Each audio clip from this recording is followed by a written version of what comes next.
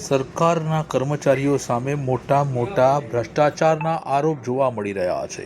આજે અરવલ્લી કોંગ્રેસના એક નેતાએ કર્યા ભ્રષ્ટાચારના સૌથી મોટા આરોપ, જે સરકારને પણ લાંછન લગાવે તેવા છે।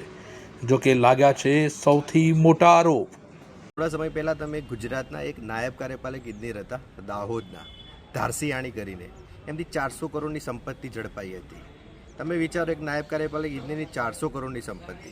પછી એક મુખ્ય સચિવ હતા પાંડિયન કરીને, ઉર્જા પેટ્રો કેમિકલ્સના મુખ્ય સચિવ હતા, એમની તો ખાલી જમીન જ 1500 કરોડની જમીન પકડાઈ હતી। આટલા બધા પૈસા ક્યાંથી ભેગા થતા હશે વિચારો તમે। અત્યારે હું અહીંયા અરવલ્લી સ્ટેટ આરએનબીમાં છું।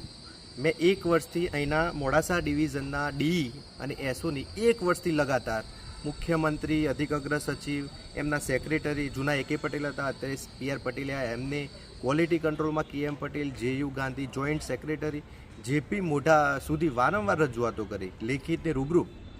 1 વર્ષે અત્યારે એસઓની બદલી જાહેર હિતમાં એટલે સજામાં ખંભાત ખાતે થઈ છે અને ડીની બોટાદ થઈ છે। ભલે પ્રમોશનમાં ગયા છે પણ તપાસ ચાલુ છે। આ લોકોની આશરે 20 કરોડના ભ્રષ્ટાચારની ફરિયાદ મેં કરી હતી। એટલે ખરેખર આજે અત્યારે તમે જુલાઈમાં જોયું હશે ગંભીરા બ્રિજની જે દુર્ઘટના બની, એ દુર્ઘટના પાછળ આ જ લોકો જવાબદાર છે। અત્યારે રાજ્યના તમામ આ સ્ટેટ આરએનબીના વિભાગમાં, કર્મચારીમાં અને કોન્ટ્રાક્ટરોમાં એક મુખ્ય ચર્ચા ચાલે છે કે જેટલી પણ આ ગ્રાન્ટ ઉપરથી આવે છે, જે દરખાસ્તો મંજૂર થઈને રોડની, બ્રિજની, એમાં ચોક્કસ 4% સેક્રેટરી લે છે।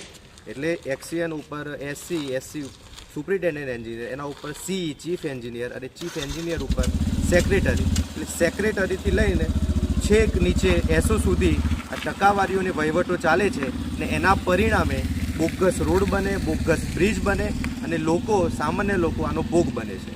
એટલે ખરેખર આ બાબતે લોકોએ જાગવું પડશે અને આનું મૂળ શોધો તમે। દરેક જગ્યાએ ભ્રષ્ટાચાર, દરેક જગ્યાએ વહીવટ, દરેક જગ્યાએ પૈસા આપો તો કામ થાય। ભ્રષ્ટાચારે માજા મૂકી દીધી છે। અત્યારે અરવલ્લી જિલ્લાની જ વાત કરું તો એક પણ વિભાગ એવો નથી જેમાં ભ્રષ્ટાચાર ના થતો હોય। તો લોકોએ સમજવું પડશે કે આટલી છૂટ કોને આપી છે, કોના રહેમ નજર હેઠળ આ બધો ભ્રષ્ટાચાર આટલો ફાલી ફૂલ્યો છે। એટલે લોકોએ હવે સમજવું પડશે અને આ મૂળ કારણ લોકોને ખબર છે, પણ એનો સમય જવાબ પણ આપવો પડશે। સત્યમેવ જયતે, જય જય ગરવી ગુજરાત।